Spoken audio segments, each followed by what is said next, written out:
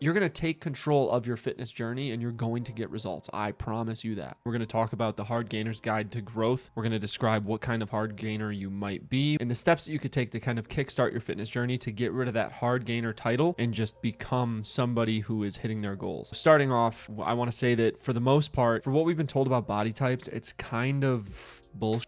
Not in the sense that it's all wrong, but they put it really simply. We'll start with endomorph. Typically tend to hold on to weight, find it harder to lose body fat and drop body fat percentage. You have your other side where most of the hard gainers would fall, more of a thin build, kind of long, lanky, the string bean look that most people think of. And then you have your mesomorph, which is pretty much the person who can adapt really easily. So they may look thin right now, but if they try to gain muscle, they'll gain it. If they're a little overweight, if they try to lose the body fat, they'll lose it really quickly. And it just seems that fitness comes easier to them just based on their body type. And when we're looking at the ectomorph in general as the lean hard gainer, the reason that it's not entirely as in-depth as we would hope. The reason I say that is because you might be somebody who just isn't eating enough. You might be somebody who is struggling with loss of appetite. You may be struggling with poor recovery or stress. And we're going to break down how to get ahead of it today, essentially. Let's start off by going into a few different things that could be causing it. One,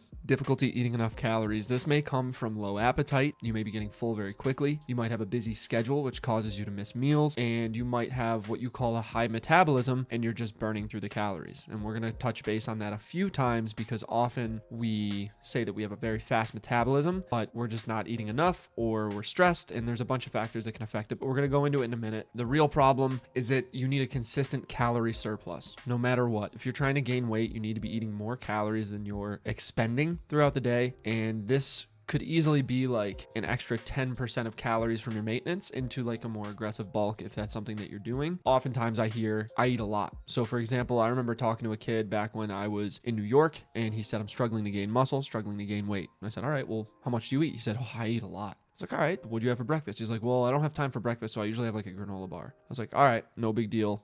Light breakfast. What do you eat for lunch? Well, whatever the cafeteria has. So usually like a hot dog, a chocolate milk, and that's it. And it's like, oh man. That's it? Dinner must be huge. Let's hear it. And then he's like, well, it's whatever my mom makes. So maybe like a piece of chicken and some pasta. And it's like, okay. Being able to figure out how much you need to eat and being able to track your calories is huge when it comes to gaining weight. And if you're not doing that, I would recommend starting. And yeah, I don't recommend calorie counting for everybody, but if you're a hard gainer, just do it. If you want it that bad, track the calories, make sure you're hitting your protein, your carbs, fat levels that are good for your macro count. I give myself a calorie window to hit and I kind of average it out through the week. So I know that I'm trying to hit around 2,800 to 3,200 in a day. If I'm missing calories on a Monday, I'll make up for it on a Tuesday and Wednesday. If I overeat on a Monday, I'll take away a little bit so I don't gain excess fat around my abdomen because I tend to hold that on a little bit more, as we all do. So I try to make sure that I'm staying within that calorie window as close as I can. With tracking these calories, I will go usually based on percentages instead of grams. I would recommend 0.8 grams per pound of body weight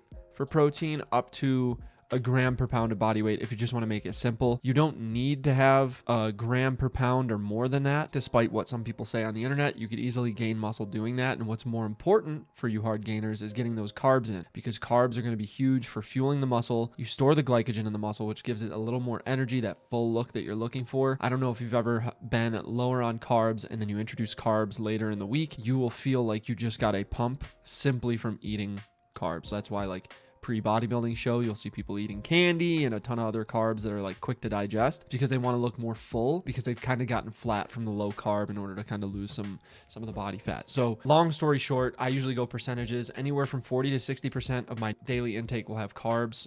Anywhere from 25 to 30% will be protein, and then the rest of it will be fat. Sometimes the carbs and fat will compete and switch a little bit in percentage, but for the most part, as long as I'm within those percentages, I'm happy. If I focus on the gram too much, I'm a perfectionist. I will lose my mind trying to make sure that I stick to the exact numbers. So percentages, I give myself a window because I know how my brain works. You may be different. You can go straight by the gram. Let's talk about the next one, lack of progression. So lack of strength progression. So you're not eating enough calories. That's already bad enough. You may be doing just random workouts. So again, the progression isn't there. You're not building over weeks. You're just doing whatever you feel. Some people, maybe mesomorphs, can just go in the gym and lift and just adapt really well. But if you're a hard gainer, I would recommend doing something with progressive overload so you can track your weights going through, and then you could actually challenge yourself as you're moving through the weeks at the gym. Too much cardio or no cardio at all. Everybody's different here. Too much cardio will make it so you're just not recovering enough, and you might actually be taxing your body a little too much. You might not recover as much after you sleep, and then the next day you'll feel a little drained. You won't get as much output in the gym. Not enough cardio. If you're very worried about gaining weight and you just decide to skip out on cardio, it's going to be harder to intake calories. I know for me, when I introduce cardio, it's way easier for me to feel hungry. If I go to the gym right now and I lift and then I come home, I won't be able to eat for like another hour at least, because it takes a little bit for my body to kind of come down from that. But if I were to do cardio, immediately I'm hungry. If you do cardio, your appetite is going to be stronger. So I would recommend getting your cardio in. It doesn't have to be anything insane. Biking, some walking, even light running, anything that gets your blood flowing and your heart rate up, that's going to help your appetite increase, and you'll be able to actually house more calories through the day because you're just going to be hungrier. So you want to be careful with your volume, not only in the strength training and doing too much in that sense where you're not recovering, but you want to be cautious about the cardio as well. Not focusing on progressive overload is a big mistake for a lot of newbies to the gym and a lot of hard gainers. They just want to do whatever they can do. They try to max out every day, or they try to just throw the same weight on, hit the same reps, but they're not progressing. That's a big problem. So if your bench is stuck or your squat is stuck, you're not seeing yourself progress and climb in strength in the gym, that's a pretty good indicator that you're not gaining muscle as well. Even when you're doing higher volume, your weights should go up through the week and you should be gaining strength. So if you're not, that's another problem to look at. But progressive programming is going to be the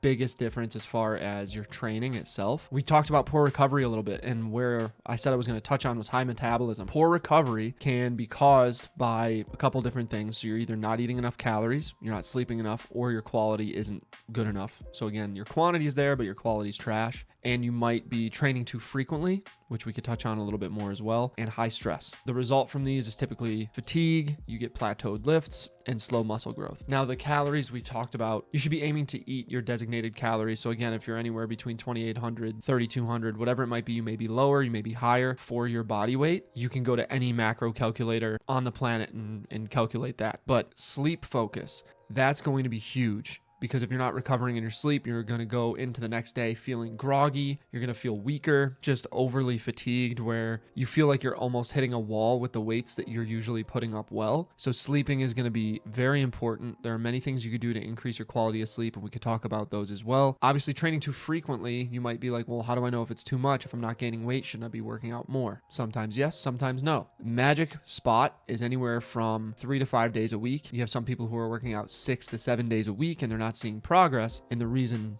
for that is because they're not recovering enough from their workouts. So you're breaking down throughout the week in the gym, and then when you're sleeping, you're trying to build as much as you can, but you're not building up enough for the adaptation to take over and progress into the next week. You're just recovering enough to get by, and then that's a reason that you plateau. Now, the sleep and high stress, those two kind of go together. If you're very high stressed and you feel like you don't handle stress well, you're not going to sleep well. And if you don't sleep well, your stress is going to be worse because you're going to have increased cortisol, which is that stress hormone. You're going to be a little more fatigued, and that's just going to make you feel worse throughout the week. That could also mess with your appetite. So you may be going for unhealthy foods when you're tired because your hunger hormone is overproduced and then your satiety hormone is underproduced. So you may be eating all these bad foods and you're like, why am I so hungry? Why am I not gaining weight? I do eat a lot. You might just have a lot of excess cortisol because of high stress and low sleep, and that positive feedback loop that kind of comes from dealing with those two factors. Recovery is going to be everything.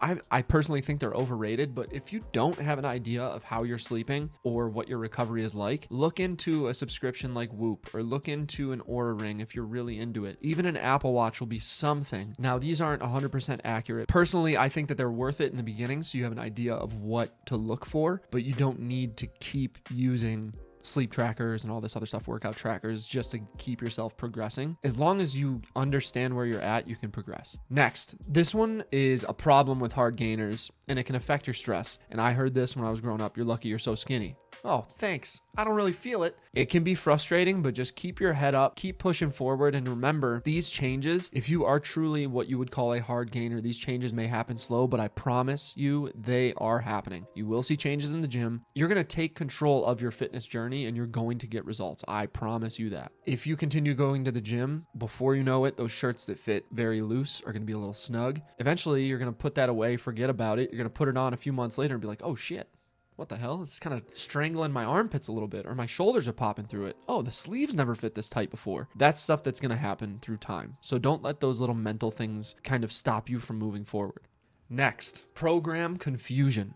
You're probably looking up a million different things on how to gain weight. This influencer's telling you heavier weights will help. This influencer's telling you lower weights with higher rep will help. This one's telling you you need to do a little more cardio. This one's telling you you need to do less. This one's telling you that you need compound lifts. This one's telling you that you need isolated movements. There are so many different programs and styles of lifting that it can be overwhelming, and it can make you feel like you don't have the answers and you're still clawing away at trying to find what you should do next. Let's say hard gainers fall into this overload of information, right? They try the bodybuilding splits, that bro split. They got the chest and triceps, back and biceps, legs. They got shoulders, they got arms through the week. They're struggling to gain weight. Sometimes you just need to change up the split. For some people, a bodybuilding split is perfect. It's what they need to recover. It's what they need to feel good. But for others, they're like, damn, I only hit chest once in the week. My chest is feeling deflated and flat. Then when I get to the gym, I'm not feeling strong. Maybe they do chest twice a week. Maybe they do legs twice a week. I personally really enjoy a push-pull for upper, a lower day, push-pull upper, lower day, and then I do a full body / accessory day just to hit kind of those vanity muscles. So like I did hit arms earlier in the week, I might hit them a little more. Deltoids recover really quickly, that lateral deltoid. So I may be doing lateral raises just to fire up the deltoids more because again, they're such a small muscle group that they recover quickly. Same thing with calves. There are a lot of different splits that you can do. You just have to find the one that works best for you.